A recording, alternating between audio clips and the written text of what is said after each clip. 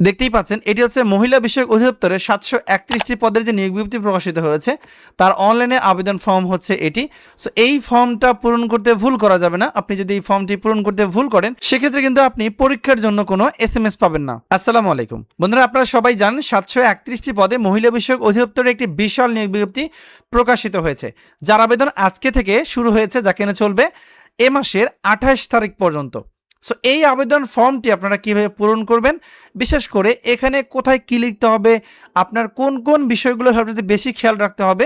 So যারা এই ভিডিওটা দেখে আপনারা আবেদন করবেন তারা নিশ্চিত থাকেন যে আপনারা এডমিট কার্ড উত্তোলনের জন্য SMS পাবেন।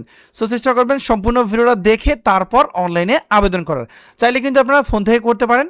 সো আপনারা অবশ্যই পুরো ভিডিওটা দেখে আবেদন করবেন। আর এই মহিলা বিষয়ক অধিদপ্তর একটি পদের নাম হচ্ছে অফিস সহায়ক। এখানে 438 জন লোক নিয়োগ করা হবে 8ম শ্রেণী পাশে।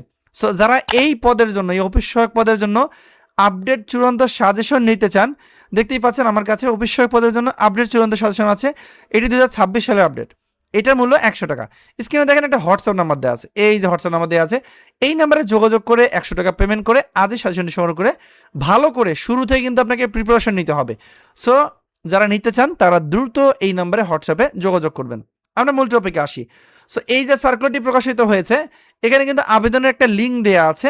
সো লিঙ্কটা আছে dwa.telenet.com.bd এই ওয়েবসাইট। সো আবেদন করার পূর্বে কিন্তু আপনাকে একটা ছবি এবং স্বাক্ষর রেডি রাখতে হবে। সো এখানে যে ওয়েবসাইট দেওয়া আছে প্রথমে আমরা এই ওয়েবসাইটটি সার্চ করব। তো আপনারা যে কোনো একটা ব্রাউজার নিয়ে অ্যাড্রেস বারে গিয়ে বা গুগলে গিয়ে সার্চ করবেন dwa.telenet.com.bd। প্রথমে এই ওয়েবসাইটটা আপনাকে সার্চ করতে হবে। সার্চ রেজাল্টের প্রথমে যে ওয়েবসাইটটা থাকবে ডিপার্টমেন্ট অফ উইমেন্স অ্যাফেয়ার্স, এখানে আপনারা ক্লিক করবেন। ঠিক আছে, এখানে ক্লিক করার পর অনগোয়িং সার্কুলার লেখা থাকবে, আপনারা জাস্ট এই সার্কুলারটিতে ক্লিক করে দেবেন। দেওয়ার পর এরকম অপশন আসবে, এখানে আবেদন শুরু এবং শেষ ডেটটা দেওয়া আছে।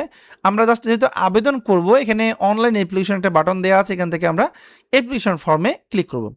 ক্লিক করার পর আমাদের এরকম একটা ইন্টারফেস আসবে, এখান থেকে আমরা এই টিকমার্কে ক্লিক করব বা এই বৃত্তাকার ঘরটাতে ক্লিক করে নেক্সট বাটনে ক্লিক করব। ক্লিক করার পর আমাদের কাছে শো করবে আসলে বর্তমানে কোন কোন পদগুলোর নিয়োগ বিজ্ঞপ্তি চলমান আছে। সো আমি যেহেতু আপনাদেরকে অফিস সহায়ক পদে আবেদন করে দেখাবো তাই আমি অফিস সহায়ক সিলেক্ট করে দিচ্ছি। আপনারা যারা ভিন্ন পদে আবেদন করবেন তারা ভিন্নভাবে এখান থেকে সিলেক্ট করে দেবেন। ঠিক আছে, আমি অফিস সহায়ক সিলেক্ট করে দিলাম। দেওয়ার পর নেক্সট বাটনে ক্লিক করব। ক্লিক করার পর এরকম ইন্টারফেস আসবে, এখান থেকে আপনারা নো বাটনে ক্লিক করে নেক্সট বাটনে ক্লিক করবেন। ক্লিক করার পর কিন্তু আপনাকে আবেদন ফর্মটি দেওয়া হবে। সো আমি এখন এই আবেদন ফর্মটি পূরণ করে আপনাদেরকে দেখিয়ে দিচ্ছি আপনাদের কোথায় কি লিখতে হবে। সো একটু ধৈর্য সহকারে সম্পূর্ণ ভিডিওটা দেখবেন। আর মূল ভিডিও আলোচনা করার পূর্বে ছোট একটা রিকোয়েস্ট থাকবে, আপনারা যারা আমাদের বিডি গভ জব, এইটা হচ্ছে আমাদের নতুন একটা ফেসবুক পেজ, এই পেজটা যারা ফলো দিয়ে রাখেননি আপনারা ফেসবুকে গিয়ে সার্চ করলে হবে, অথবা আমি এই ভিডিওর ডেসক্রিপশনে লিঙ্ক দিয়ে দেবো। এবং যারা আমাদের এই ভিডিওটা আমাদের ফেসবুক পেজ দেখতে পাচ্ছেন গভ জব সার্কুলার বিডি, এই পেজটা দেখতেছেন, তারা অবশ্যই আমাদের নতুন পেজটাও ফলো দিয়ে রাখবেন। ঠিক আছে, এই দুইটা পেজে আমরা এখন থেকে নিয়মিত আপডেট দিব। আর যারা এখনো ফলো দিয়ে রাখেন অবশ্যই আমাদের এইটা পেজ এবং এইটা পেজ, দুইটা পেজে আমাদেরকে ফলো দিয়ে রাখবেন। আমরা পরবর্তীতে আপডেটগুলো দিলে আপনারা খুব সহজে পাবেন। সো আমরা মূল টপিকে আসি। দেখেন এখানে আবেদন ফর্মের শুরুতে কিন্তু অ্যাপ্লিকেন্ট নেম দিয়েছি আমি। আপনার নাম সার্টিফিকেটে যেভাবে আছে ইংরেজিতে সেভাবে দিবেন। এরপর আপনার নিজের নাম বাংলায় দিবেন, আপনার বাবার নাম ইংরেজিতে দিবেন, এরপর আপনার বাবার নাম বাংলায় দিবেন, এরপর আপনার মায়ের নাম ইংরেজিতে দিবেন সার্টিফিকেট অনুযায়ী, এরপর মায়ের নাম বাংলায় দিবেন। এরপর আপনার জন্ম তারিখটা এখানে উল্লেখ করবেন, যার যেটা জন্ম তারিখ সেই অনুযায়ী এখানে দিন, মাস এবং বছর অনুযায়ী এখানে উল্লেখ করবেন। এরপর দেখেন এখানে দেওয়া আছে ন্যাশনালিটি, এখানে বাংলাদেশি দেওয়াই থাকবে। এরপর রিলিজিয়ন যার যেটা এখান থেকে সুন্দর করে দিয়ে দিবেন। তারপর জেন্ডার দিবেন। ঠিক আছে, জেন্ডার দেওয়ার পর ন্যাশনাল আইডি দেওয়া আছে। সো যদি ন্যাশনাল আইডি থাকে তাহলে ইয়েস করে দিয়ে এখানে বসিয়ে দেবেন, আর যদি ন্যাশনাল আইডি না থাকে তাহলে নো করে দেবেন। তবে জন্ম নিবন্ধন এবং এই ন্যাশনাল আইডি দুইটা যে কোনো একটা দিয়ে আপনাকে আবেদন করতে হবে। সো যেহেতু এই প্রার্থী দুটোই আছে তাই আমি দুইটা ইয়েস করে দিয়ে দুটো বসিয়ে দিয়েছি। এরপর পাসপোর্ট আইডি নো করে দেওয়া আছে কারণ পাসপোর্ট নাই। তারপর ম্যারিড স্ট্যাটাস, যদি কেউ ম্যারিড হন তাহলে ম্যারিড বসিয়ে দিয়ে স্পাউসের নাম বা হাজব্যান্ড বা ওয়াইফের নামটা এখানে উল্লেখ করবেন। সো যেহেতু এই প্রার্থী সিঙ্গেল তাই আমি সিঙ্গেল করে দিলাম। এরপর মোবাইল নাম্বার দিবেন। এই মোবাইল নাম্বারটা কিন্তু খুবই গুরুত্বপূর্ণ, কারণ এই নাম্বারে কিন্তু আপনাকে SMS করে জানিয়ে দেওয়া হবে আপনার মাঠ কবে হবে, আপনার আইডি পাসওয়ার্ড কী হবে, সব কিছু কিন্তু এই নাম্বারে SMS করে জানিয়ে দেওয়া হবে। সো এই নাম্বারটা অবশ্যই গুরুত্বপূর্ণ, চেষ্টা করবেন আপনাদের সচল মোবাইল নাম্বার দেওয়ার।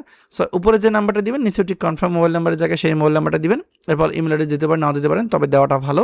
এরপর কোটা, যদি কারো কোটা থাকে বিভিন্ন ধরনের কোটা তাহলে কোটা দিতে পারেন, না থাকলে নট অ্যাপ্লিকেবল ইউজ করবেন। এরপর ডিপার্টমেন্টাল স্ট্যাটাস, এটা অবশ্যই নট অ্যাপ্লিকেবল ইউজ করবেন। যদি কেউ কোনো দপ্তরে সরকারি চাকরি করে থাকেন তাহলে আপনি সেটা সিলেক্ট করতে পারেন, না থাকলে আপনারা জাস্ট নট অ্যাপ্লিকেবল ব্যবহার করবেন। এরপর প্রেজেন্ট অ্যাড্রেস এবং পার্মানেন্ট অ্যাড্রেস। সো এখানে প্রেজেন্ট অ্যাড্রেসের জায়গায় কেয়ার অফের জায়গায় বাবার নাম দিবেন, যদি বাবা জীবিত না থাকে সেক্ষেত্রে মায়ের নাম দিবেন, আর যদি মা জীবিত না থাকে তাহলে আপনার যিনি লিগ্যাল গার্ডিয়ান তার নামটা এখানে দিয়ে দেবেন। তারপর গ্রামের নাম দিবেন, ডিস্ট্রিক্টের নাম দিবেন, থানার নাম দিবেন, পোস্ট অফিসের নাম দিবেন, পোস্ট কোড দিবেন। আর প্রেজেন্ট এবং পার্মানেন্ট অ্যাড্রেস যদি সেম হয় তাহলে এখানে সেমে ক্লিক করে দেবেন, তাহলে অটো বসে যাবে। আর যদি ভিন্ন হয় তাহলে ভিন্নভাবে এখানে বসিয়ে দেবেন। এরপর শিক্ষাগত যোগ্যতা তথ্য, যেহেতু আমরা অফিস সহায়ক পদে আবেদন করব, এখানে কিন্তু অষ্টম শ্রেণী পাশ হলে আবেদন করা যাবে। সো আমরা এখানে জেএসসি পাশের তথ্যটা দিয়েছি। সো আপনাদের জেএসসি পাশের তথ্য বা অষ্টম শ্রেণী পাশও কিন্তু এখানে আছে, 8 পাস আছে, ক্লাস 8 ইকুইভ্যালেন্ট সমমানের পরীক্ষা পাস আছে। সো যার যেটা এখান থেকে সেভাবেই দিয়ে দেবেন, ঠিক আছে। এবার রোল নাম্বার দিবেন, প্রতিষ্ঠানের নাম, বোর্ড, এখানে রেজাল্ট কত পেয়েছে সেটা উল্লেখ করবেন, পাশের বছর উল্লেখ করবেন। এরপর যদি আপনার অন্যান্য শিক্ষাগত যোগ্যতা থাকে, যেমন এইচএসসি বা এইচএসসি পরীক্ষায় পাস করে থাকেন, তাহলে সেটা এখানে বসিয়ে দেবেন। উপরে সব তথ্য পূরণ করা হলে আমরা দেখেন এখানে ভেরিফিকেশন কোডে চলে আসছি। এখানে দেখেন একটা কোড দেওয়া আছে, ঠিক আছে। আপনারা এই কোডটা আপনাদের মতো করে যখন যেটা আসবে সেই অনুযায়ী আপনারা এখান থেকে লিখে দেবেন, ঠিক আছে। আমার এটা আসছে তাই আমি এটা লিখে দিয়েছি। দেন লিখে দেওয়ার পরে এই টিকমার্কে ক্লিক করে সাবমিট বাটনে ক্লিক করে দেবো। সাবমিট বাটনে ক্লিক করার সাথে সাথে কিন্তু অ্যাপ্লিকেশনটা একবার প্রিভিউ হবে এবং আমরা দেখতে পারবো যে আমরা এতক্ষণ ধরে যা যা লিখেছি সবগুলো কিন্তু আমাদেরকে এখানে দেখা যাচ্ছে।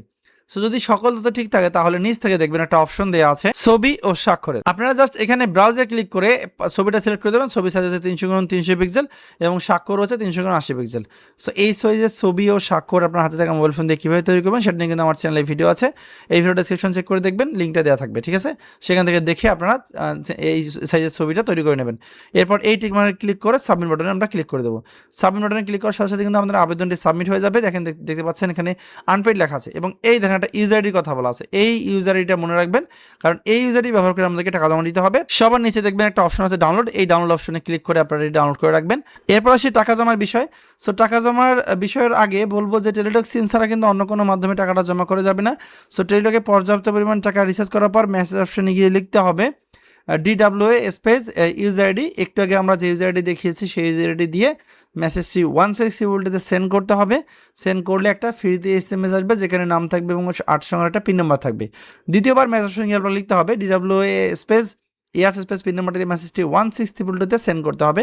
সেন্ড করার সাথে সাথে আপনার যে মোবাইল নাম্বারটা দেওয়া থাকবে সেই মোবাইল নাম্বারে আইডি এবং পাসওয়ার্ড যাবে। ওই আইডি পাসওয়ার্ড ভালো করে সংরক্ষণ করে রাখতে হবে। তো বন্ধুরা, এই ছিল আজকের ভিডিও। ধন্যবাদ সবাইকে যারা সম্পূর্ণ ভিডিওটা দেখেছেন। সবাই ভালো থাকবেন, সুস্থ থাকবেন। আসসালামু আলাইকুম।